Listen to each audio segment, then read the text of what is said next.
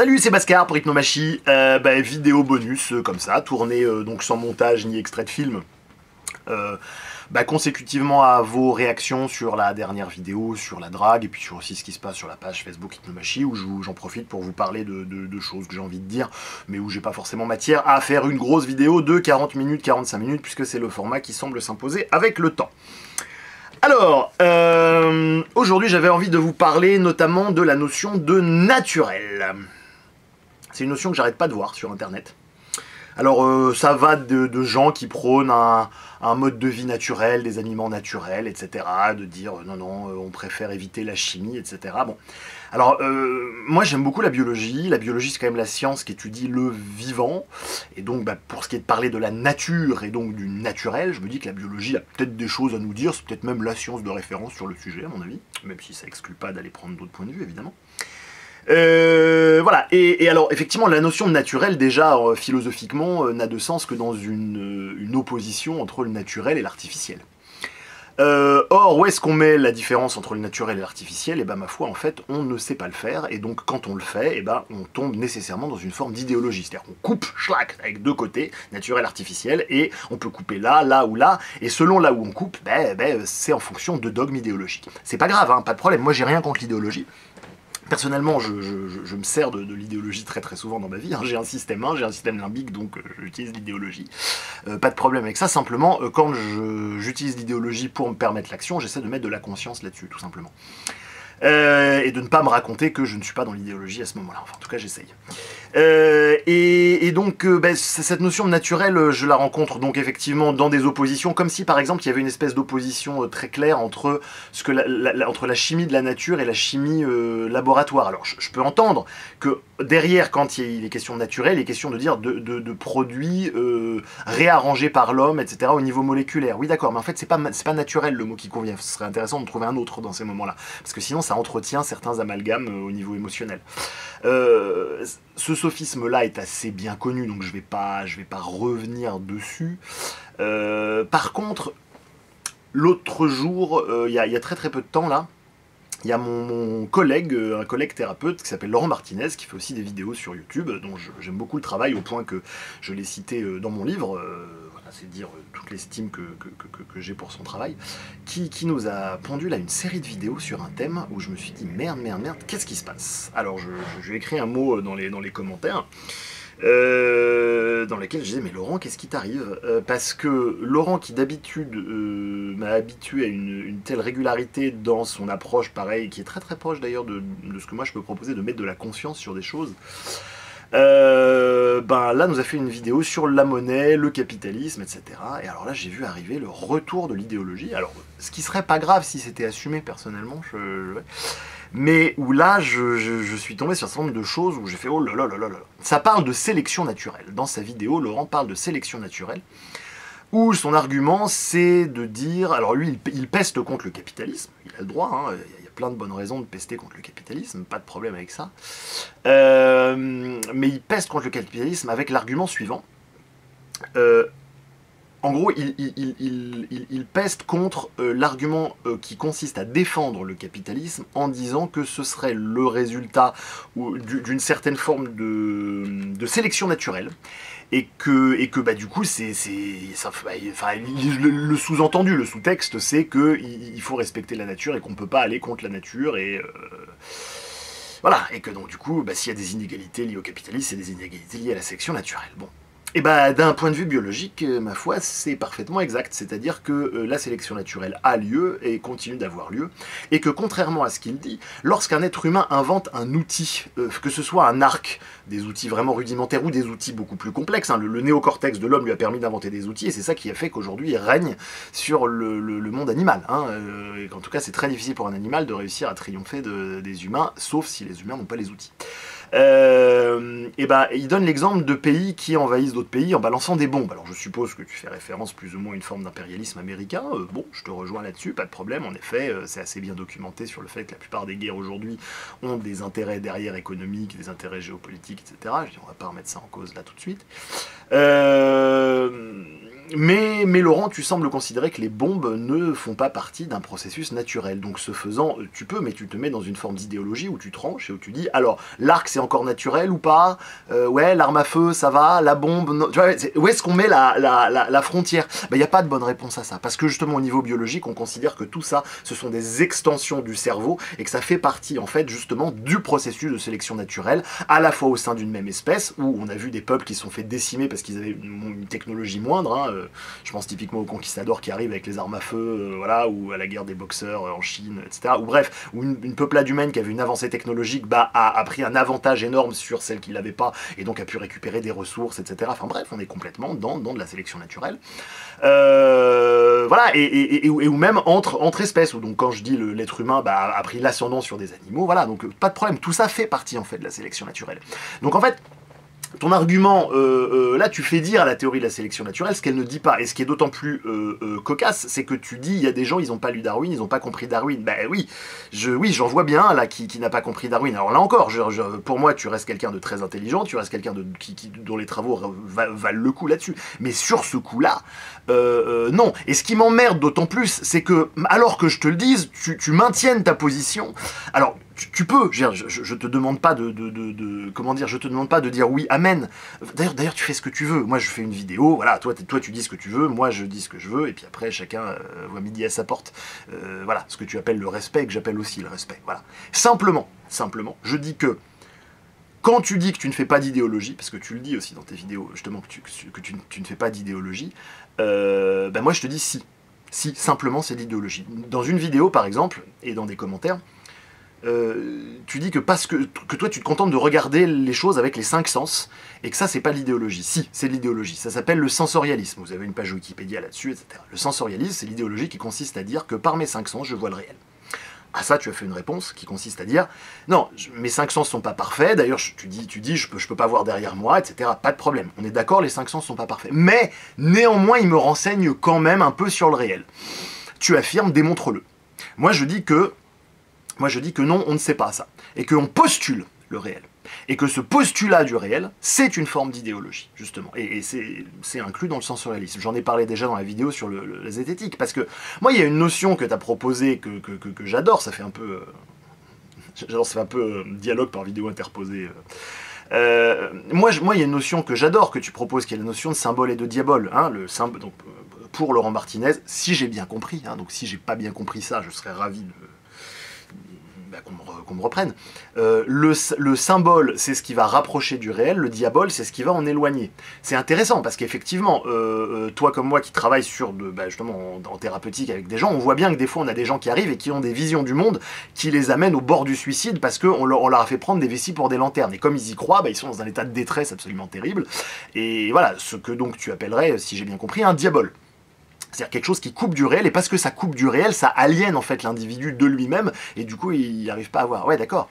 Mais, et donc le symbole, ce serait ce qui en rapproche. Donc là, c'est moi qui rajoute, j'ose une interprétation, mais je me l'attribue, qui serait de dire donc voilà, donc le symbole rapproche du réel, le diabole en éloigne, et donc du coup on devrait avoir normalement un mieux-être psychique quand on est un avec le réel. Hein, voilà. Sauf que justement, la perception des 5 sens, en quoi est-ce que c'est le réel? C'est là où il y a de l'idéologie, non? Quand je suis en train de rêver, il y a des tonnes de philosophes qui ont parlé de ça, si je suis en train de rêver, mais il y a des moments où je crois que je vois des choses, il y a des moments où je crois que j'entends des choses quand je suis en train de rêver, pourtant c'est que du rêve. Donc c'est simplement une perception subjective de mes sens. Donc ça veut dire que en fait, je ne peux rien dire du réel avec mes sens. Tout ce que je peux dire, c'est je perçois quelque chose. Ça, oui, je peux le dire. Mais comment est-ce qu'on passe de je perçois à c'est le réel?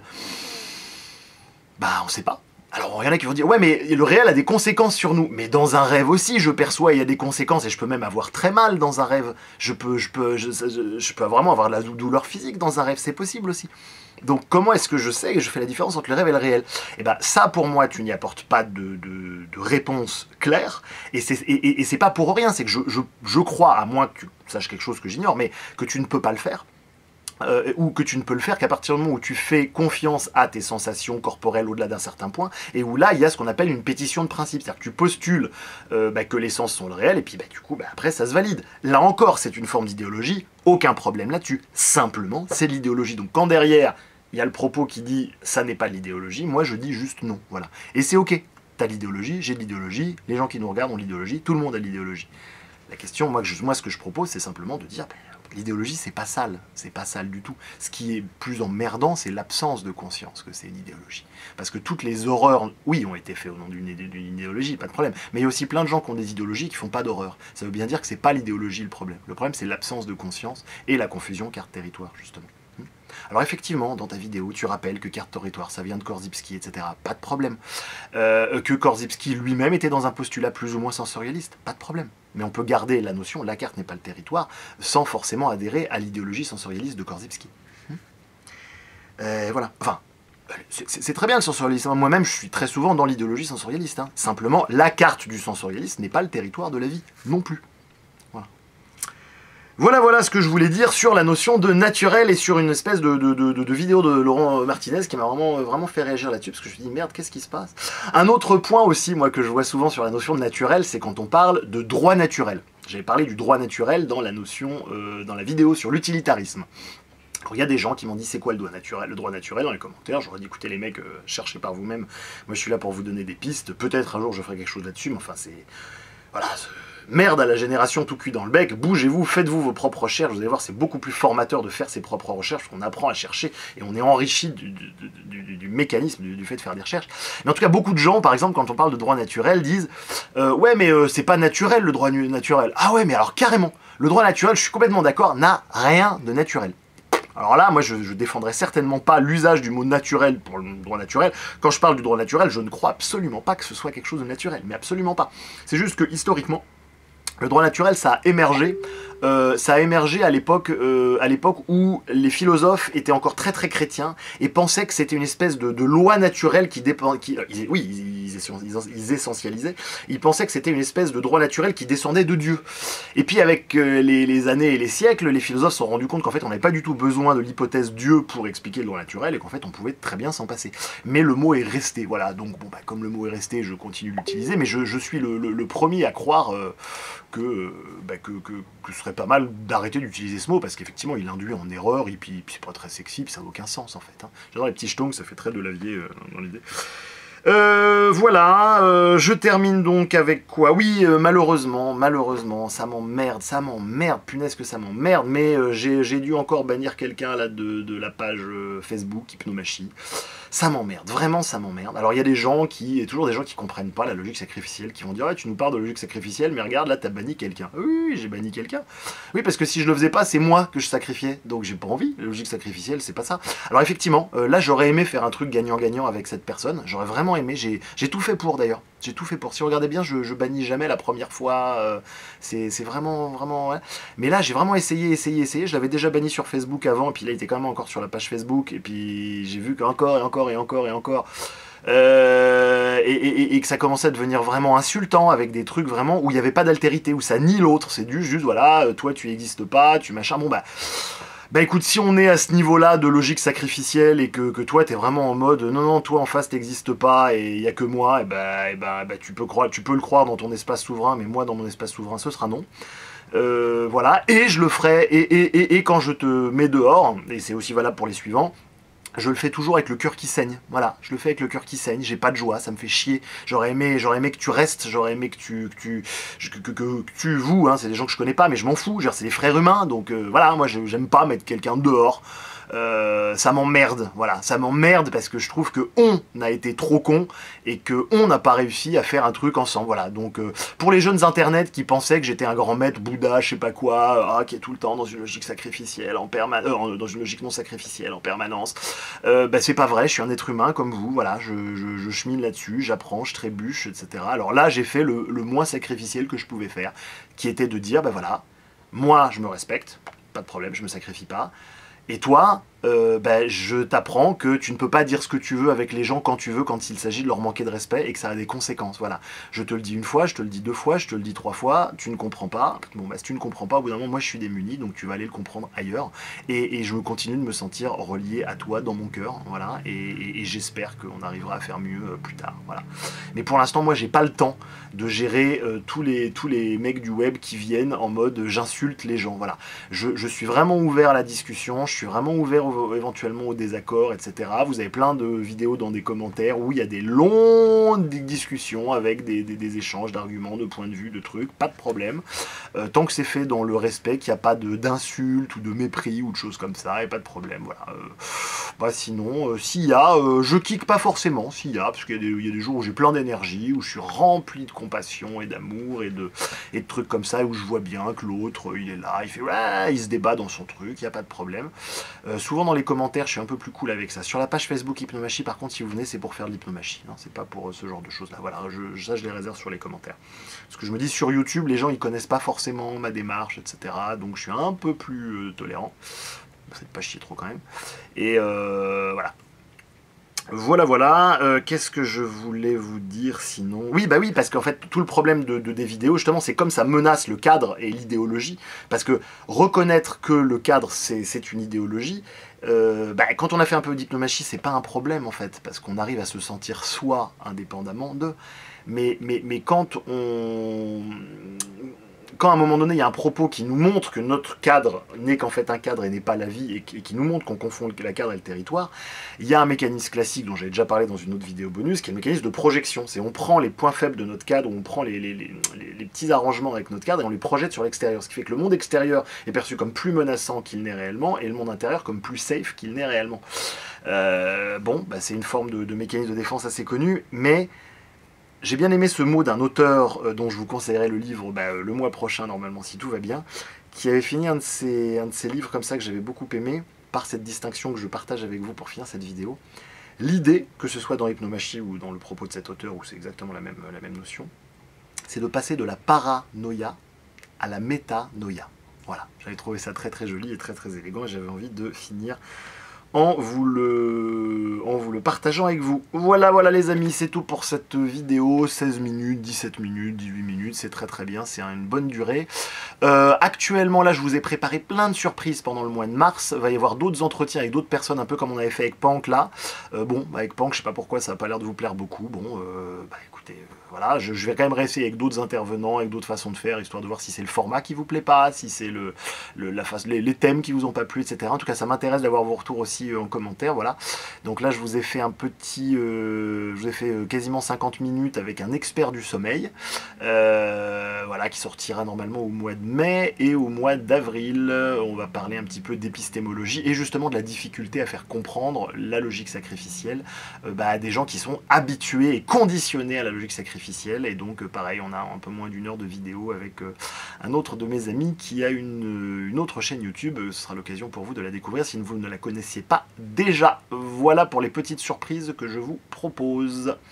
Et ben salut Internet, et n'hésitez pas à me dire comment est-ce que vous réagissez à tout ça, comment c'est pour vous dans les commentaires. Voilà, ça m'intéresse, je me nourris de vos retours. Voilà, je me nourris simplement de vos retours. On n'est pas forcé d'être d'accord, c'est pas grave. Vous dites ce que vous avez à dire, je dis ce que j'ai à moi à dire, et voilà, et c'est très bien comme ça. Il y a de la place pour tout le monde et c'est cool.